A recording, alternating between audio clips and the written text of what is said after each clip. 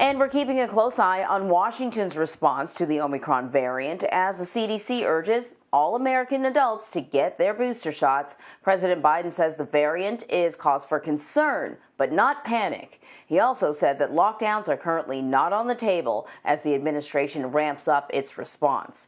Nancy Cordes takes a closer look. It is very likely that this virus is already here in the United States and circulating.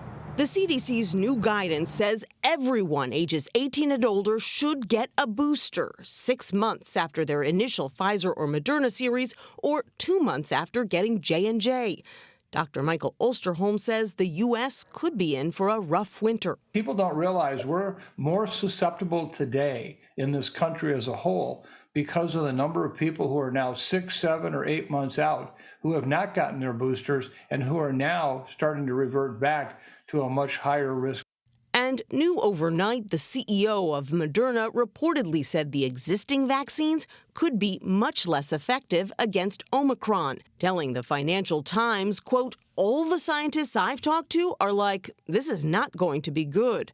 State and local officials aren't waiting to find out, pleading with the unvaccinated to get the shot now. The longer you wait, the more risk you're taking. New York City issued new advisories recommending a return to masking indoors. We're telling you, get those masks back on now.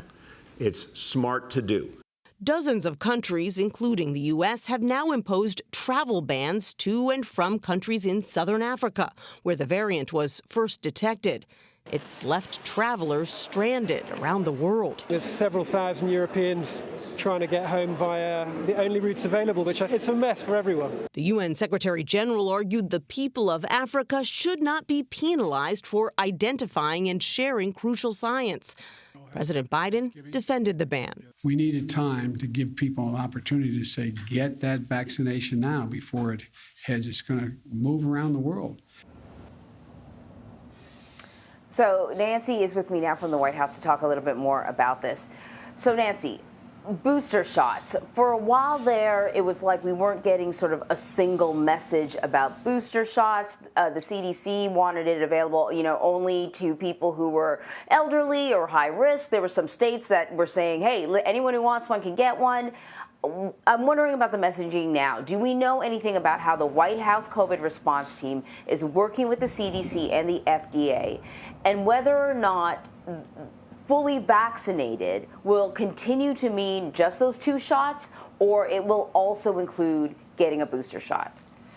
That is an excellent question, Anne-Marie, and I do think we will evolve over time to a point where being fully vaccinated means you have also been boosted, because you heard Dr. Osterholm say that many Americans don't actually realize we are less protected now than we were 6, 7, 8 months ago as a community, as a society, because some of the effectiveness of those vaccines have worn off over time, which is normal and natural for all vaccines, and many people still haven't gotten that booster shot. And so that's why the CDC has made this change to its recommendations, to make it much more clear that everyone, every single adult, should now go ahead and get a booster if they are 6 months out from their Pfizer or Moderna 2-shot sequence, or 2 months out from their single J&J vaccine. And there's also been reporting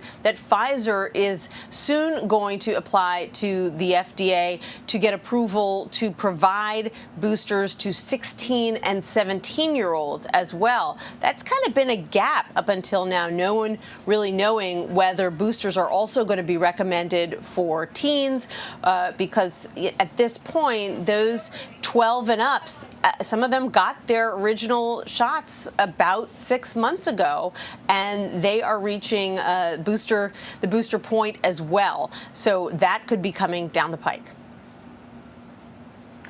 So then there's the travel ban, which is something else that the administration has implemented. It went into effect yesterday for 8 countries in southern Africa. The thing about a travel ban is we already know that Omicron is in a bunch of different countries, including in Canada. I think they just got identified their first case just yesterday. So do we have any word from the administration on how long this ban may last, or whether or not it may be expanded? The messaging on this ban has been pretty mixed, to say the least. The president got several questions about it yesterday. He was asked about the criticism from South African leaders and other world leaders like the UN Secretary General, saying that South Africa and the countries around it are being penalized for doing good science and for uncovering this new variant. And the president basically said, well, you needed to buy time for people to go ahead and get vaccinated because Omicron is headed this way. It'll soon be everywhere. But what he didn't say is, and we're planning to lift that travel ban in 2 weeks or 3 weeks when we know more. And so you have people who, were on their way to or from these countries in Africa who are now desperately trying to get home. And as you pointed out, Anne-Marie, at this point, but the last tally I saw is that Omicron is already in at least 19 nations, and many doctors assume that, in fact, it's already here in the United States and just simply hasn't been identified yet. Yeah. The president met with the CEOs of major retailers and grocers Monday to discuss supply chain issues. I'm sure Omicron is throwing a wrench into that as well. Can you tell us more about the discussion and what additional steps are being taken to address the backlog at ports? Sure. The challenge all along for this White House has been that there isn't that much they can do on a policy level to really unkink some of the knots in the supply chain. They can bring these retailers together, like you've seen the president do time and time again, to talk, to figure out solutions, business-oriented solutions, to show that the White House is involved and cares about this issue. But beyond that, the ability of this administration to really smooth things out is fairly limited. And now you've got the Federal Reserve Chair, Jerome Powell, testifying this morning before the Senate Banking Committee, and he's going to paint a fairly cautious picture about what the economy could look like if Omicron turns out to be worse than feared.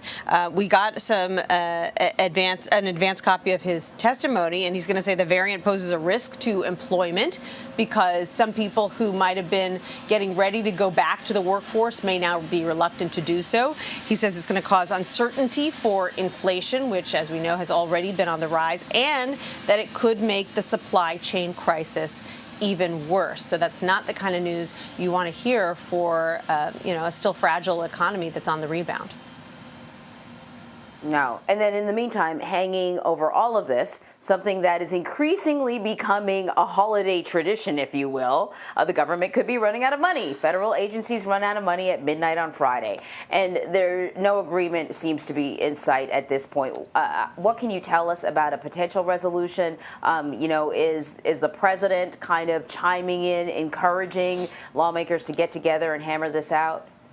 So if end of the year chaos on Capitol Hill is a tradition, so is kicking the can down the road, Anne-Marie. And we are getting some signals from Republican and Democratic leaders alike that the best solution here might be to fund the government on a short-term basis for a couple of months just to get them through the new year, and then try to do something more permanent for the entire fiscal year. So that would prevent a government shutdown.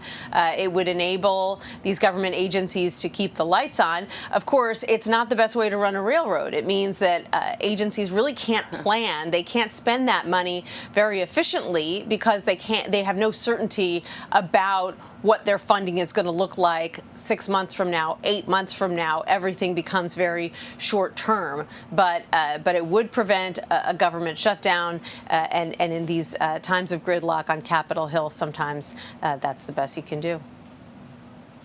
Yeah, I guess it's not exactly your Christmas wish, but sometimes what you get in the stocking is just as good. Nancy, thank you very much. You're welcome.